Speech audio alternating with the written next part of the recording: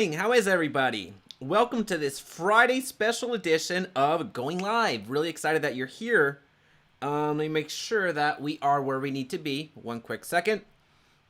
So as you're coming in, a huge reminder, let me know where you're coming from. Let me know. I'd love to hear where everybody is checking in from today. The notifications are about to go out. So really ready to get this going, get a Friday going off to the right start. So I'm curious to see where you're listening from. Also, as you're coming in, a huge like, it would be incredibly beneficial. So really do appreciate that. And any questions that you have, please feel free to drop them down in the chat. We're going to get to as many as we possibly can today. So just make sure that you get those questions in early. So we're talking about converting leads. We're talking about how to actually convert your real estate leads, because that's something that comes up quite a bit. About, hey, how do I actually convert these online leads? I get leads for $1, I get leads for $10, I get leads for $50, but it just seems that they ghost me. It seems like a lot of the information is not right, and it's just a lot of confusion about how to actually convert a online lead. So today I wanted to really tackle that head on and provide tactical strategies that you can deploy in your business today so as to actually convert a real estate lead, and a lead that is online. So we all know that online leads are here to stay and are going to continue to be the lifeblood for a lot of real estate agents if you allow them to do that. Now, if you are more of the sphere type of person, more of the social person that goes out and gets involved with the community and everything else, door knocking, cold calling, whatever, that's fantastic. That has its place. That's great. However, when we're talking about leveraging our business, leveraging our time, and really growing it exponentially, this type of strategy, Singapore. Hey, Nick. Hey, you're right down the road from where my business partner Joseph Gonzalez is. So he's in Singapore right now. We actually just did our podcast on Thursday. So welcome, Nick. Appreciate you. So when we're talking about conversion, that's something that I get a lot of questions about whenever I post a screenshot of all of the leads that are being generated. The question becomes, well, how many of those are actually converting? And just so everybody's aware, if you're looking at online lead generation, you're going to run into about 3 to 5% conversion rate if you're doing some follow-up.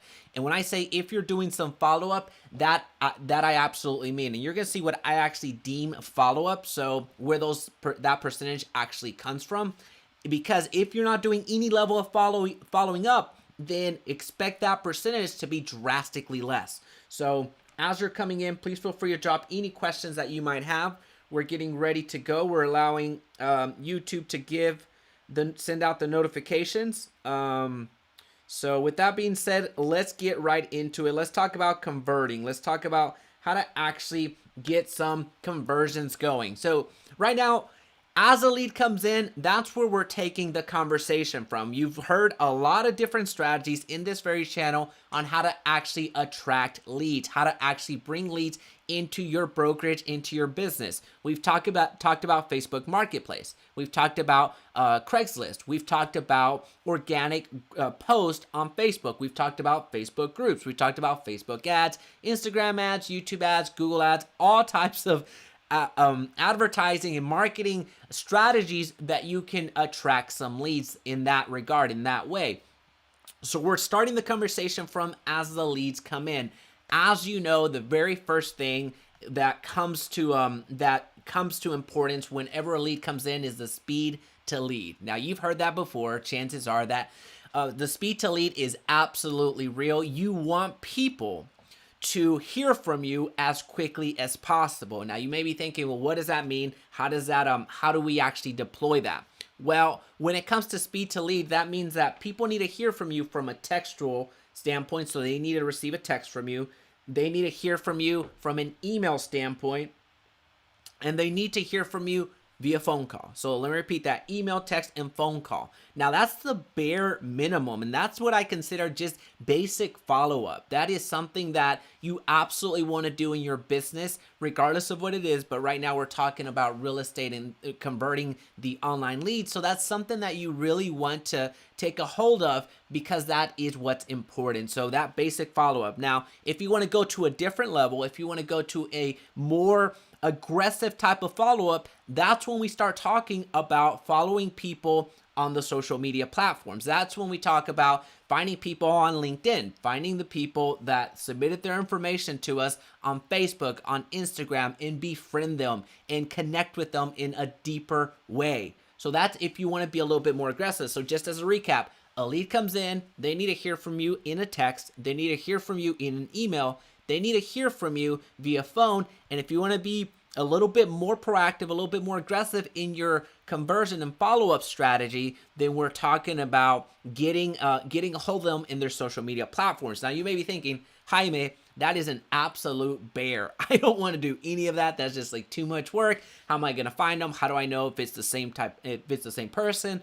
Well, the CRMs that many of you are using, I'll give you an example. KV Core is one that I use heavily, and a lot of real estate agents have really gotten a hold of. And there's other CRMs out there that do this same thing, but the CRMs out there, they actually go out and validate the lead for you. They actually go out and look for any other social media platforms that have the same email or have the same phone number attached to that profile. So they'll pull that information in and give you a hyperlink to the lead's LinkedIn account, give you a hyperlink to the Facebook account, to the Instagram account. There's different ways that the CRMs out there and even email autoresponders will give you that information so you don't have to spend all of your time searching for information. So you don't have to spend all of your time trying to connect via social media. So that's something that is super important. Speed to lead is absolutely critical if you're going to convert with any real significance. Now, as we keep going and we're talking about conversion, so as you're dropping in, feel free to drop a like and drop any questions that you might have down in the down below. Would love to hear from you. Please be sure that you let no question go unasked, because that's what this is about. When it comes to as the lead comes in, we're going to take two different strategies, which both of them end up in the same destination at the end of the day. So first, we're talking about active leads, leads that are active, leads that we deem to be in need of our service in the near term, and then there's leads that are not active. These are leads that don't necessarily respond to us, don't necessarily care to speak with us, don't necessarily have not engaged with us in any real way. So those active leads are those that we could potentially turn into a conversion, potentially turn into an actual client for us. So that's what we're talking about when we're saying active. So these are leads that are hot off the press that you really don't necessarily know if they're going to go this way or that way. So you're wanting to connect with them as quickly as possible, but there's that possibility. And then those are the non-active ones are leads that have cooled. Either you've spoken to them and they're not ready to make a transaction at the moment, or you've never spoken to them, but it's been several weeks, several months since you've last received their information. So you're not necessarily certain where they are. It's still unclear if they submitted their information in it by accident or submitted their information and they just changed their mind. So we don't know what's going on. So that's what we're going to tackle. And we're going to really dive into the conversation. We're talking about converting. Again, the leads have already come in.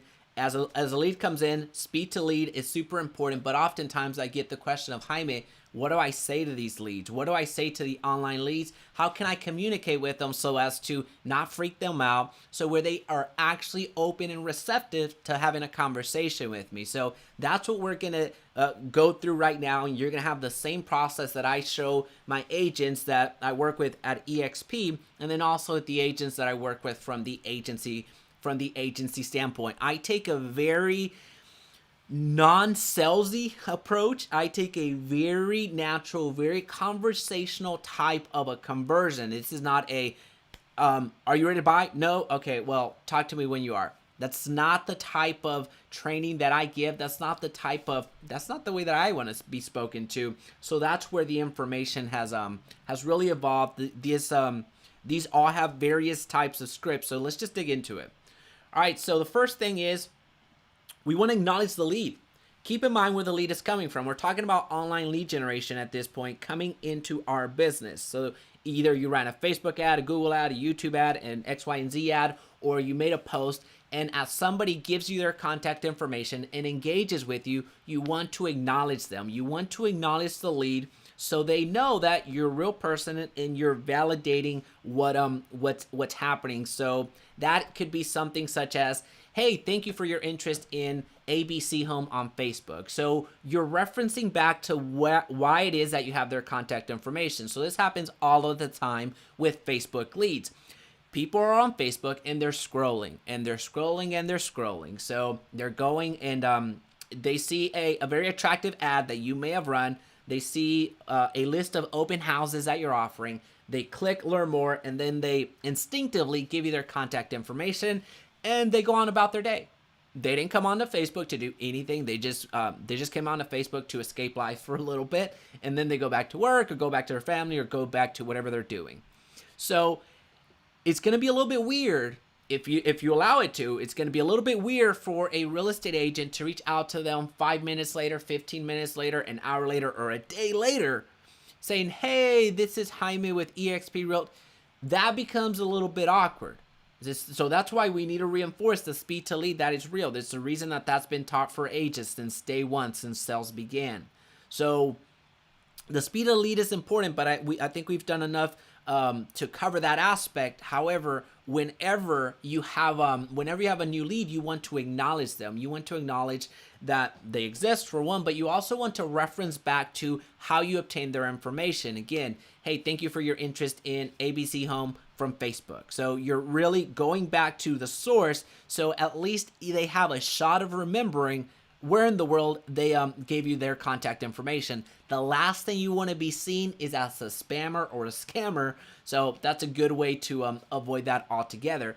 Now, the second thing is, as soon as you acknowledge that, what you want to do is you want to verify the leads. Now, this is actually something I was speaking of my my business partner Joseph Gonzalez a little while ago. So there's a question down there. So when it comes to verifying the lead, that what you want to do is, hey, this is something that I learned from my business partner Joseph Gonzalez, that hey, you want to acknowledge, not only do you want to acknowledge, but you want to verify that you're speaking to the right person, because the last thing you want to do is be speaking to the wrong person, because they gave you the original lead that gave you their contact information, gave you the wrong information. So you want to verify, hey, is this Jaime? Hey, is this Jake? Hey, is this Deborah? Hey, is this X, Y, and Z? So however you receive the information, whether that's the name, the email, the phone number, the address, that's typically what we ask for. Whatever name is on that, then you absolutely want to verify the lead. That's something that's very important. And it wasn't until actually Joseph taught me that I didn't realize how important it was. I didn't realize that, hey, just by you calling them out by name, you are inviting them into the conversation, and there's that, you break that, I'm not gonna say you break the distrust, if you will, but people know, all right, well, I clearly gave this person my contact information. They have my information somehow, and it really helps break that barrier. Now, there's a comment down here. Hey, how's it going, Elmer? Hey, bro, I attended your last live replay. It's incomplete. It was about seller lead. Can you please send us a system with messenger ads as seller ad? So thank you so much. That is true. So on our Monday live stream, I forgot to plug in my laptop, and we were doing a seller lead generation campaign. So we were actually Abhishek. Sorry, I don't know how to, I'm trying to pronounce your name. But so yeah, you're absolutely right. It died on me in the last 10 minutes of it. So it's a I didn't share the elements of doing the lead form. It wasn't a messenger ad. So please be sure to go down to in the comment section, where I put a little bit more of the follow-up that you need to do to complete that live stream. Again, this is a little bit different, but on Monday's live stream, I talked about seller leads, and then unfortunately my computer died. So in the comment section, I put some additional steps. So make sure that you go back there and check that out. But it wasn't a messenger ad, by the way. So just make sure that you know that it's a lead generation campaign, and you're going to be on your way. All right. So does that make sense? Does verifying a lead make sense? It's very important. I didn't understand how important it was until we started applying it, and people come out of the woodworks to at least check in. Hey, I submitted my contact information by accident. hey, I'm not looking to buy right now. Hey, yeah, I am looking to buy, but not in this particular city. I thought it was in X, Y, and Z. So you're at least going to get responses back, which is half the battle with online leads. Now, on to the next step. So this is as we get the leads and we start qualifying and we start building the conversation up. What we're doing here is I like asking this or others. Now you may be thinking, what in the world does that mean? Does that mean, I don't know what you may think what that means, but what I mean by this is this or others. What I like to do is, are you interested? So let's just say it's a new construction campaign. I've shown you how to do new construction campaigns in the past in several of my videos, in the strategies, the ins and outs on how to do that. So let's just say I was running a new construction ad for the city of Fort Worth. Let's just say we're advertising new build construction, new builds in Fort Worth.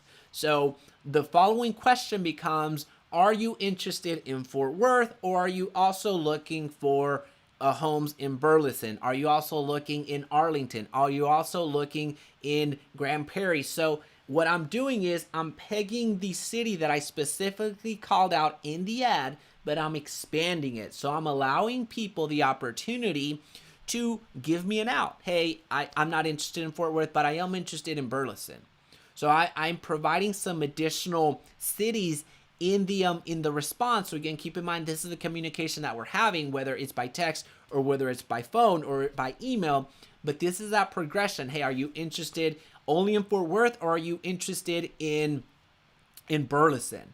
Now, the reason that I ask this is because it gives people the out, but it also gets to your question a lot quicker, and it gives you their motivation a lot quicker as well. So if somebody says, hey, I don't necessarily know, well, you know that their motivation is a little bit, they're not necessarily as serious, right?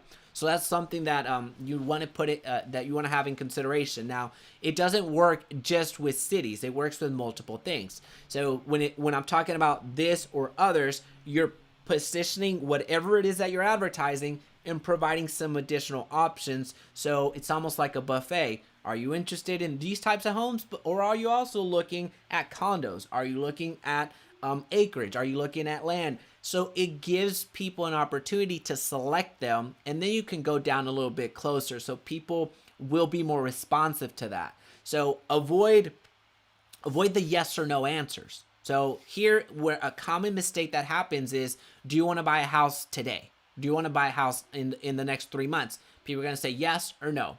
That's the type of response that you're going to get back. Is this the only type of house that you're looking for? Yes or no? No. So, I mean, that's what's happening. You want to avoid those yes or no's. So when I say this or others, I'm not saying, do you want this? Yes or no. I'm saying, do you want this, or do you want these others? Right? So I hope that this is making sense. Awesome. All right, so we have some other questions. So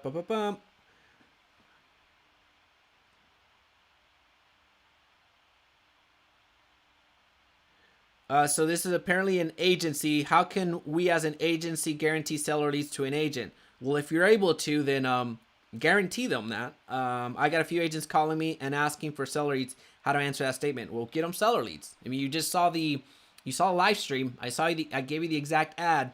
That's something that you're just going to have to run with. A suggestion, you can do one on customer avatar. The customer avatar is something that I go through in my Facebook course. That's something that I do have in my my Facebook course, where we walk through how to create your ideal avatar. That's something that will help people understand the profile of the person that they want to work with. That's something that really does help. All right, so when it comes to going back to the seller leads, if you use the seller ad copy that I shared, I'm gonna go with Paul. If you use that ad copy, you're gonna get leads. It's just gonna happen. So whether you guarantee it or not, that's your business decision. But it just goes back to how you want to frame that conversation. All right, so I think that makes a little bit of sense. So we're gonna continue going. We're gonna go with the timeline now. Timeline is something that's important just with anything. not just real estate, but when we're talking about timeline, you want to understand somebody's timeline. You want to understand, are you looking for now? Are you looking for later? When are you trying to get into a home? And this can all be very natural. This does not have to be scripted. This does not have to be, do you want to buy a house in 3 months, 6 months, 12 months, what have you. So I kind of like to pair this particular question and how I broach it or how I approach it in tandem with the following. So is the motivation. So as we're talking about timeline, as we're talking about motivation, they're kind of intermixed. They're kind of in a way they're going to be tied together. So if we're waiting to buy until the end of summer, well, there's a reason for that. Or are we waiting to buy until we get to summer? When we get to summer, then there's a motivation for that. So folks that are buying in summer, you know that that's a very heavy buying season because the kids are out of school, so there's less disruption that way. So that's that type of conversation that you can have and really start talking about the timeline, start talking about the motivation in one. It doesn't have to be super rigid. It doesn't have to be, well, again, do you want to buy in exactly 10 days? No, I mean, nobody talks like that. And there's a lot of scripts out there floating around that don't make sense. As you can see here, I haven't even gotten to the three questions that most people immediately gravitate towards. We're here having a conversation. We're here understanding motivation. We're here building rapport. We're here trying to understand and form a relationship with this lead so as to next time when we call, next time when we text, next time when we email, they're going to be more likely to respond to us because we established a connection. Now, the three that I'm referring to, the three criteria that I'm referring to that a lot of people get into immediately is right here. So it's this. Let's see if you can see it. It's this right here. So it's income, credit, and deposit. So here's what I mean. To buy a house, you need to ensure that there's some income coming in if people are going to be financed. So most people purchase a home via financing. Not everybody is going to purchase a house cash. That just doesn't happen as much. So you need to understand if they're financeable, but notice that these conversations, these questions come after we have understood a lot more about that particular lead, about that particular person. We treated them as a person as opposed to an actual lead. So somebody that is a number for us. So when it comes to what's important when buying a home, we need to understand if they're financeable. So we need to understand, do they have employment? i.e., do they have income? We need to understand, do they have credit? And if so, how strong or how weak is the credit? So we understand how to help them a little bit better. And we need to understand, do they have money for a deposit? Now, these are the three qualifiers for the most part that you want to have for every person that you speak to. This is something that you do want to have on your CRM, on your however you manage your leads. You want to have that type of information so you know where to build from. You know what's resources to share with them, and you also know how to help them in the future. So if you understand that somebody is making excellent income and somebody has a ton of money for a deposit but just lacks the credit, well, you understand that that potential purchaser, depending on how bad the credit is a couple of weeks into a couple of months away from being able to buy. So that's a big difference, right? So as you know those three points, you understand what it's gonna take for them to get into a home. So those are the three items that you absolutely want to get right and have an understanding about. All right, so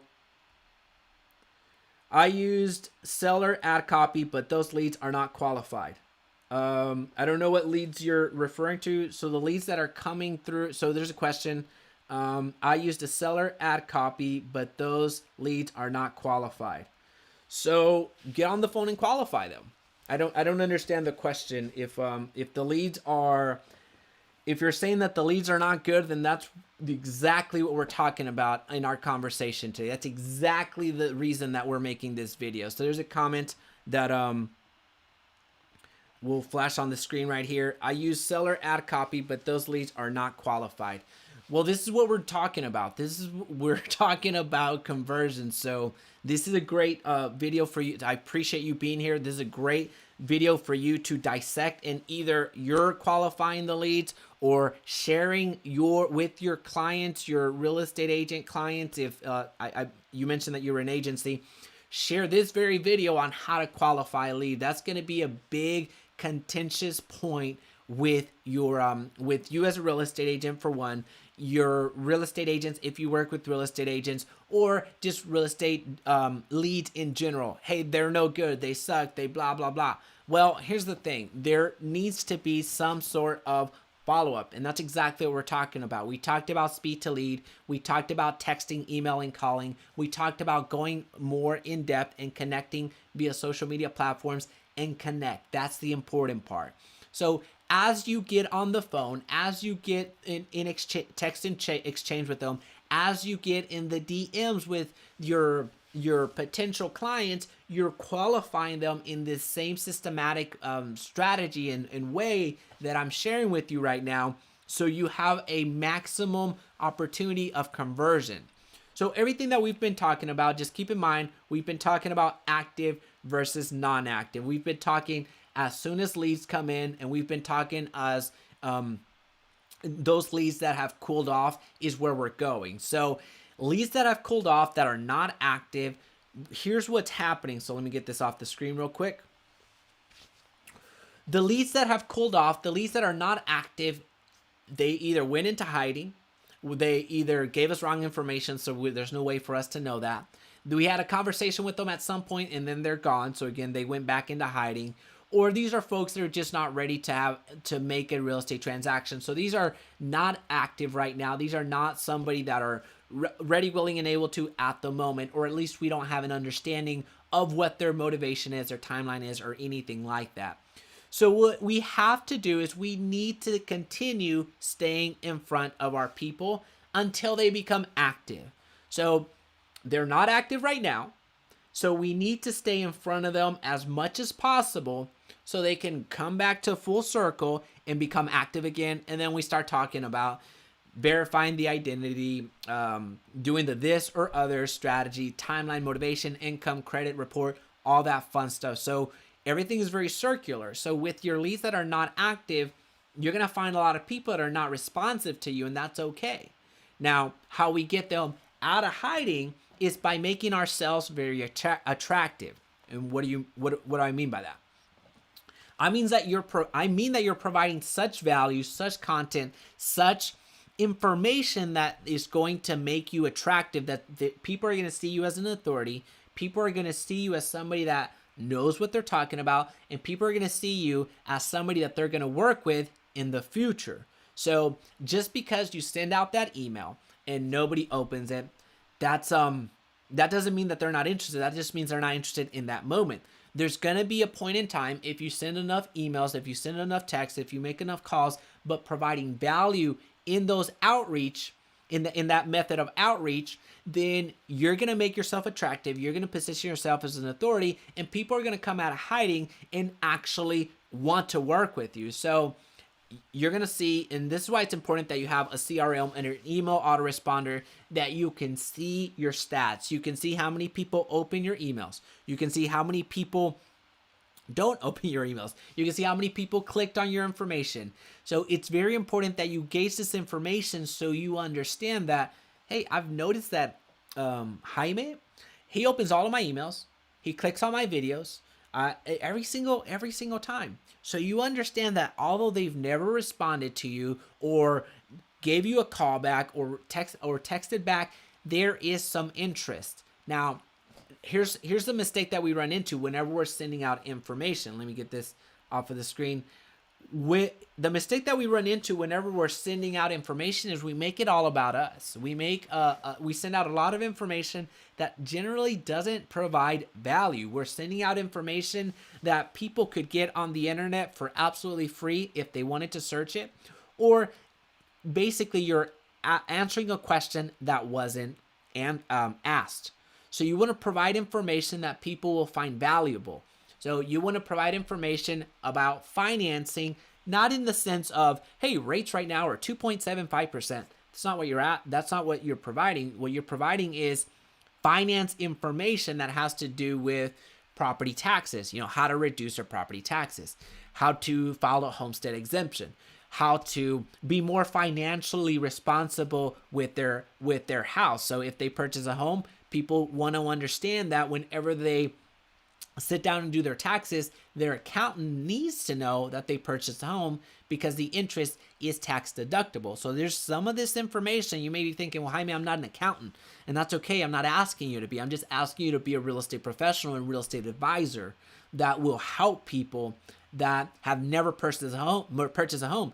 You, regardless of the volume that you do, whether you do 5 homes a year, 500 homes a year, you speak to real life people, you speak to real life title companies, you speak to real life lenders, and you speak to so many different people, not only in the process of doing real estate, but also in your preparation, your formation, your training. So you have a lot more information, and you need to treat yourself as that real estate professional that needs to provide value, that you need to provide value to that millennial out there that has no clue how to manage money. I'm a millennial, so I can say that, but I can manage money. So you have to speak to that individual that has no clue, that has been told, hey, you should probably rent for the rest of your life because prices right now are overinflated. Well, no, you need to speak to them in such a way where interest rates are so low right now. And I'm not asking you to get into a multi-million-dollar home. I'm asking you to get into a starter home that in the future, whenever you do have a family, you can transition out of that into another home to make that loan your primary loan and have that, essentially we're house hacking, and have that original property to be rented out. So that is something that you want to have. And that's something I personally wish I would have had. And here I am venting and I'll stop. But that's something that I personally wish that I would have had, because very early on, I was fortunate enough to make 6 figures and 7 figures in my career. But I immediately went out and bought $500,000 house. I had no in Texas, for context, $500,000 house in California is not that great, right? So it's completely different than $500,000 house in Dallas Fort Worth. $500,000 house buys you 4,500 square feet, and a hell of a house. But had I had that type of advice, I would have made some different financial decisions. Now I have investment properties, and life is good. It's always been. But at the end of the day, had I been advised in a certain way from a real estate professional that knew transactions, knew money, knew all that fun stuff, then I might have made decisions a little bit different. I'm not saying that they need to save me from those types of decisions that I deem as mistakes now, but at least I want to have that type of information. That's what you need to have as well. So with that being said, when it comes to drawing people out of hiding with your non-active leads, you want to make yourself attractive. You want to position yourself as an authority in the space that you're in, and that comes in the form of either writing about it, so writing thoughtful, knowledgeable information, making videos such as this, to where you are confident enough to go on camera and share with the world your message and share with the world your opinion, stand by it, validate it, or defend it. So this is how you reach out to the individuals that are not necessarily engaged, that need to come out of hiding. And another quick way to really pull people out of the computer screen, out of that email inbox, out of that text messenger thread, out of the what else is there? Actually, call you back. So trying to get the analogies out of the way, is by asking questions. That's a great way for people to respond to you. Ask questions that people will want to respond to. So ask questions that will elicit a response. So if somebody has gone cold and you've called, emailed, texted, and they had really shown interest in purchasing a house that very first time that you spoke with them, and they've gone cold all of a sudden, call them out. It's okay. Just call them out. Hey, are you still interested in purchasing a home, or have you changed your mind? People will respond to that. Are you still interested in purchasing a home, or have you changed your mind? So asking questions like that, and I'm not trying to say get combative. I'm just trying to say, in certain instances, being direct is going to help with those types of questions. You can ask different types of questions to qualify people. It just depends on the type of conversation that you have. So that's folks, that's what I had. If there's any questions, please feel free to drop them down in the chat. I'll make sure that I stick around for a few minutes after. But as we're talking about converting leads, very important to do the speed to lead. Very important to have a conversation, engage, and have a meaningful conversation to the best of your abilities. Then also, as you're trying to draw people back out of the email inbox and out of the messenger thread so they actually respond to you, ask some questions, make yourself attractive, be seen everywhere. So as they come back into your world, as they actually respond to you, then they become active again, and you start that cycle all over again. Have a fantastic week, and I really appreciate your time here with me today. If there's anything that I can do for you, my contact information is down below. Outside of that, I wish you the best, and have a good one.